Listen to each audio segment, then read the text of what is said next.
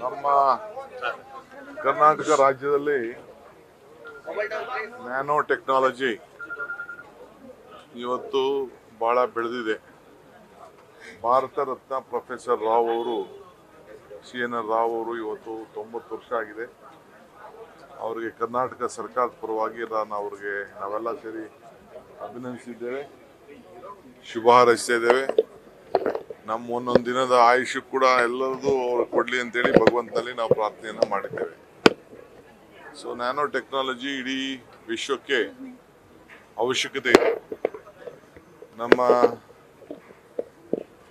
ವ್ಯವಸಾಯದಿಂದ ಹಿಡಿದು, climate change ಇಂದ ಹಿಡಿದು, ಎನರ್ಜಿಯಿಂದ ಹಿಡಿದು, ಸಾಲಿಡ್ ವೇಸ್ಟ್ ಮ್ಯಾನೇಜ್ಮೆಂಟ್ ಇಂದ ಹಿಡಿದು ಎಲ್ಲ ತರದ ಪವರ್ ಸೆಕ್ಟರ್ ಎಲ್ಲ ಟೆಕ್ನಾಲಜಿ ಕೂಡ ಎಲ್ಲ ವಿಚಾರಕ್ಕೂ ಕೂಡ ಮಾನವನ ಬದುಕಿಗೆ ಇವತ್ತು ಬಹಳ ಅವಶ್ಯಕತೆ ಇದೆ.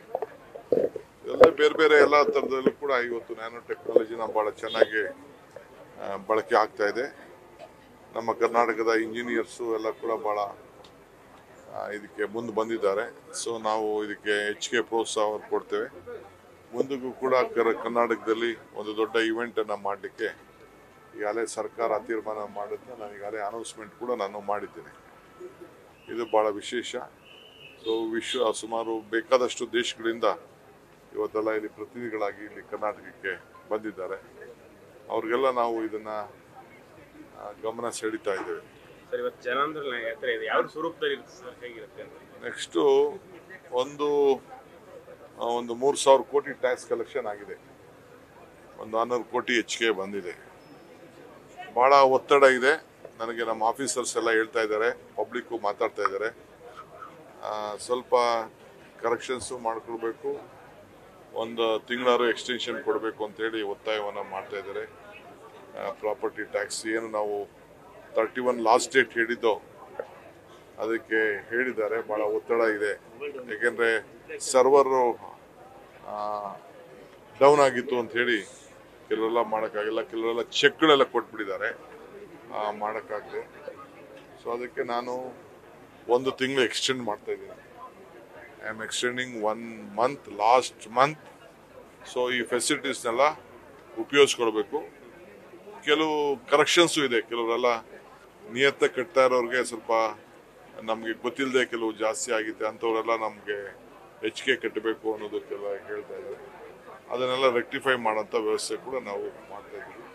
ಯಾರು ಹೆಚ್ಚಿಗೆ ಕಟ್ಟಿದ್ರೆ ನೆಕ್ಸ್ಟ್ ಕಟ್ಟುವಾಗ ಸ್ವಲ್ಪ ಅದನ್ನು ರೆಕ್ಟಿಫೈ ಮಾಡೋಂಥ ಕೆಲಸ ಮಾಡ್ತೀವಿ. ಸೊ ಯಾರು ಗಾಬರಿ ಮಾಡ್ಕೊಳ್ಬೇಕಾದಂಥ ಅವಶ್ಯಕತೆ ಇಲ್ಲ. But 31st August will be the last. So utilise ಮಾಡ್ಕೊಳ್ಳಿ. ಅದಕ್ಕೆ ಯಾಕೆಂದ್ರೆ ಕಾನೂನಲ್ಲೇ ಬೇಕಾದಷ್ಟು ಅವಕಾಶನ ನಾವು ಮಾಡಿಕೊಡ್ಬೇಕಾಗಿದೆ. ರಾಮನಗರದಲ್ಲಿ ಪಾದಯಾತ್ರೆ ವಿರುದ್ಧವಾಗಿ ಒಂದಿಷ್ಟು ಕಾರ್ಯಕ್ರಮಗಳು ಹಾಕೊಂಡಿದ್ದೀರಿ. ಈಗ ನೋಡ್ರಿ, ಅವ್ರ ಪಾದಯಾತ್ರೆಗೆ ಏನಾದ್ರು ಒಂದು ಅರ್ಥ ಇದ್ದಿದ್ರೆ, ಇಲ್ಲ ಏನಾದ್ರು ವಿಷಯ ಇದ್ದಿದ್ರೆ ಅವರು ಪಾದಯಾತ್ರೆ ಮಾಡ್ಲಿ. ಏನ್ ವಿಷಯ ಇದೆ?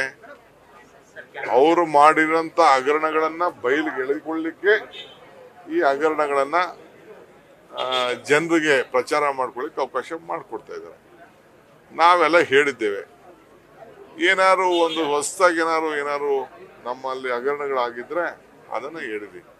ಎಲ್ಲ ಇದೆ. ಅದಕ್ಕೆ ನಾವು ಅವ್ರದ್ದು ಏನೇನು ಹಗರಣಗಳಿದೆ ಅದನ್ನೆಲ್ಲ ಪ್ರಶ್ನೆ ಕೇಳ್ತೀವಿ. ಅವರು ನಾಳೆಯಿಂದ ಅವ್ರು ಉತ್ತರ ಕೊಡ್ಲಿ. ಒಂದೊಂದು ದಿನಕ್ಕೆ 3-4 ಪ್ರಶ್ನೆ ಕೇಳ್ತೀವಿ, ವಿಚಾರ ಇಡ್ತೀವಿ, ಅವರು ಅದಕ್ಕೆ ಉತ್ತರ ಕೊಡ್ಲಿ. ಸೊ ನಮ್ದು ಕಾರ್ಯಕ್ರಮ ಇದೆ. ಸೊ ಈಗ ಜನತಾದಳದ ಬೇಸ್ ಹೊಂಟೋಯ್ತಿದ್ದು, ಅದನ್ನ ಅವರು ಉಳಿಸ್ಕೊಳಕ್ ಹೋದ್ರು. ತಿರ್ಗಿ ಅವ್ರಿಗೇನೋ ಎದುರಿಸಿ ಬೆದರಿಸಿ ಈಗ ಅದು ಒಟ್ಟಿಗೆ ಸೇರಿ ಮಾಡ್ತೀವಿ ಅಂತ ಏನ್ ಬೇಕಾದ್ರೂ ಮಾಡ್ಕೊಳ್ಳಿ. ಅದು ಅವ್ರು ಬಿಟ್ಟಿದ್ ವಿಚಾರ. ಅವ್ರನ್ನೇ ಕೇಳ್ಕೋಬೇಕು ನೀವು. ನಮ್ಗೇನ್ ಗೊತ್ತು? ಅವ್ರನ್ನೇ ಕೇಳ್ಕೋಬೇಕು ನೀವು. ನಮ್ಗೆ ಕೇಳಿದ್ರೆ ಏನ್ ಹೇಳ್ತಾರೆ? ಮೊದಲು ಪಾದಯಾತ್ರೆ ಮಾಡಲ್ಲ ಆಮೇಲೆ ಮಾಡ್ತೀವಿ ಅಂದ್ರು. ಏನ್ ಆಯ್ತಪ್ಪ, ಈಗ ಅವ್ರಿಬ್ರು ಸೇರಿ ನಾವು ಹೇಳಂತ ಪ್ರಶ್ನೆಗಳಿಗೆ ಉತ್ತರ ಕೊಡಿ ಸರ್.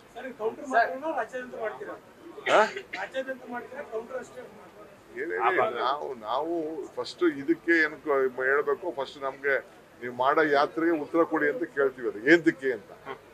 ನಿಮ್ದು ಹಿಂಗಿದೆ, ನಿಮ್ ಕಾಲದ ಹಿಂಗಿದೆ, ನೀವು ಇಂಥ ಕೆಲಸ ಎಲ್ಲ ಮಾಡಿದ್ದೀರಿ ಅನ್ನೋದು ಅವ್ರಿಗೆ ನಾವು ತಿಳಿಸ್ತೀವಿ. ಅವ್ರು ಉತ್ತರ ಕೊಡ್ಲಿ.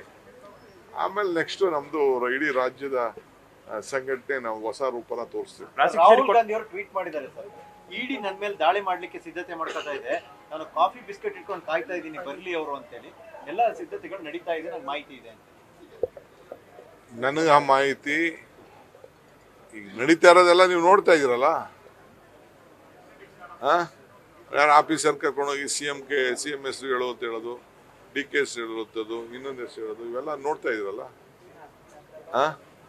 ನಾನು ನಂದೊಂದು ಪಟ್ಟಿ ಇದೆ, CBI ಏನೇನು ಮಾಡ್ತಾ ಇದೆ, ಏನೇನು ಎತ್ತ, ಅವ್ರು ಏನು FIR ಹಾಕಿದ್ದಾರೆ ಅದೆಲ್ಲ ನಾನು ನಿಧಾನಕ್ಕೆ ಮಾತಾಡ್ತೀನಿ. ಅದನ್ನೇ ಮುಖ್ಯಮಂತ್ರಿಗಳನ್ನ ಕೆಳಗಿಳಿಸೋದಕ್ಕೆ ನ್ಯೂಸ್ ಫಸ್ಟ್ ನಿರ್ಭೀತಿಯಿಂದ ನಿಮ್ಮ ಪರವಾಗಿ.